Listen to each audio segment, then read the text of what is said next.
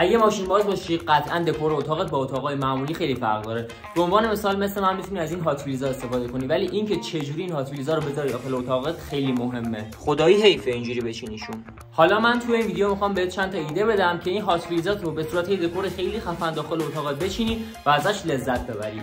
خب برای شروع ما 2 تا دونه وسیله نیاز داریم. یه دونه لاستیک موتورسیکلت، یه دونه هم MDF ارز 6.5. حالا باید بریم اینا رو از یه کارگاهی بخریم و با هم دیگه بیایم.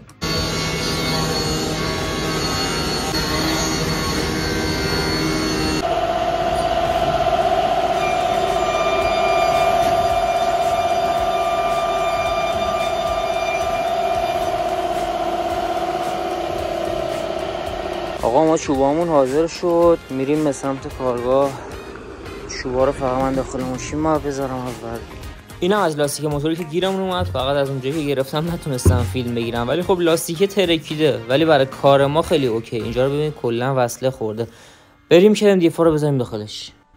اینجا بخش آسون داستانه. MDF هایی که خریدیم رو 7-8 تا دونه قسمت میکنیم با فاصله های 5 سانت که توقعمون ارتفاعش مناسب بشه. بعد از اینکه بروشش دادم همه اونا رو میذارم داخل لاستیک، بعدش هم میریم که اونا رو پیچشون کنیم. خب رفقا MDF ها رو گذاشتم داخلش، اینجوری در اومد. به قسمت های مساوی تنظیمش کردم. یه دونه هات ویلم گذاشتم بغل دستم که ببینم سایزش چجوری در میاد، که تو این فاصله ها به نظرم اوکی بودش. حالا با استفاده از دریل و پیچ MDFی این MDF ها رو به این صورت قراره پیچ بکنم. برو بریم.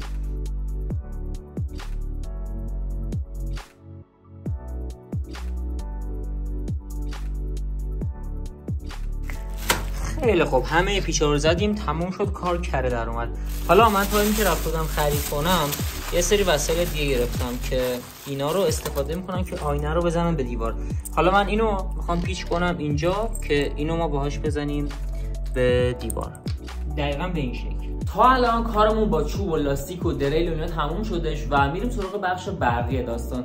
برای اینکه یه خورده روحیه به لاستیکمون بدیم و دکورمون یه خورده خفن‌تر بشه، من از ریسه استفاده میکنم.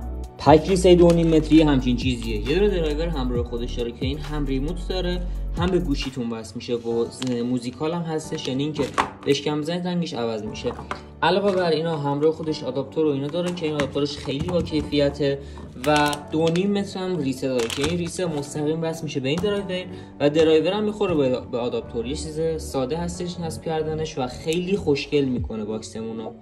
اینجا همونطور که میبینید من سعی داشتم اول با چسب خود ریسه به لاستیک بچسبونمش که دیدم نشد. با چسب قطره‌ای امتحان کردم بازم نشد، ولی خب تو مرحله بعد یه ایده دیگه به ذهنم رسید. خب همونطور که دیدید من ریسه رو نتونستم با استفاده از چسب بچسبونم به لاستیک. به خاطر همین از این میخوای 2 پایه برداشتم و با استفاده از چکش دونه دونه اینا رو چسبوندم. حالا ما به یه درایور RGB نیاز داریم که این درایور رو من لختش کردم به این صورت و سیما رو مستقیم روش لحیم میکنم و اینو داخل خود لاستیک جاساز میکنم. برو بریم.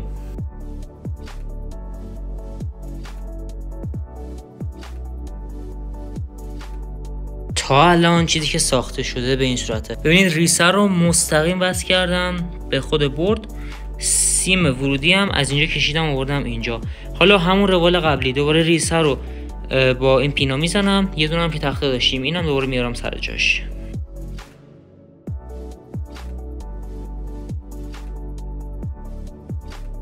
یه دونه پیچ زدم به دیوار و وصلش کردم و تموم شد.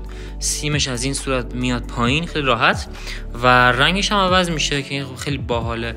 من روی آبی میذارم و الان بیایید با همدیگه هات ویلزامون رو بچینیم داخلش.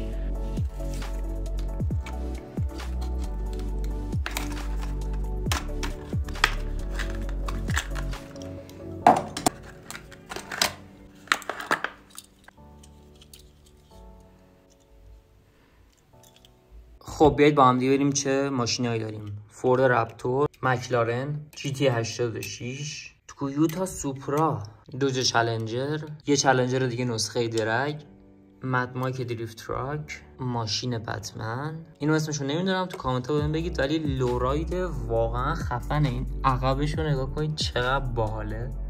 خیلی خوب رفقا، تا الان چیزی که ما درست کردیم این شدش. به نظرتون جوابه یا نه؟ به نظر خودم خیلی خوشگله. من قسمت بالاش یه سری لگو هم چیدم و حالا یه سری ماشین دیگه. ببین اینایی که من دارم مثلا اینجا R34 داریم که لاستیک نداره و حالا موستانگ داریم که داغونه. یه سری ماشین دیگه هم هستن که داغونه ولی خب بالا چیدمشون، ولی پر میکنیم اونجا هم. و چیز خفنی که راجع به این هستش اینه که آقا این RGBه. الان میذارمش حالت موزیکال، ببینید. برای این کار میرید داخل برنامه‌اش که لوتوس لنترنه. از این قسمت میرید توی میکروفون، دو تا حالت داره، میکروفون گوشی و هم میکروفون خود درایور. من الان رو خود درایور گذاشتم، من صحبت میکنم رنگش عوض میشه. حساب کنید هر بشکن رنگش رو عوض میکنه.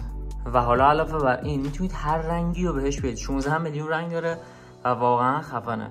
من میذارمش روی آبی یخی. آقا یه نکته دیگه هم بهتون بگم، اگه میخواید این ریستون بچرخه و رنگش یه تیکه عوض نشه، برید داخل ویدیوی باتوم RGB، داخل اون بهتون توضیح دادم که فرق ریسه ها چیه و چجوری میتونید یه ریسه بهتر نصب کنید. کار ساخت این تموم شد، توضیح خاصی نمیمونه که بهتون بدم، فقط و فقط یه دونه اسپری براق کننده بگیرید. اگه اینو ساختید قشنگ بزنید اینجا، مشکی خوشگل میشه.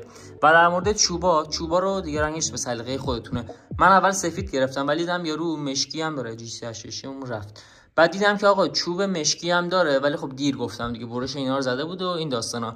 به نظر خودم مشکی باحال‌تر میشد ولی دیگه تموم شد دیگه. الانم خیلی ازش خوشم میاد. و در آخر یه توضیح نمیمونه. ممنونم که این ویدیو تا اینجا دیدید. کامنت و لایک و ساب و این داستانا فراموش نشید. جر بدید پایینو. خیلی چاکریم. خدافظ.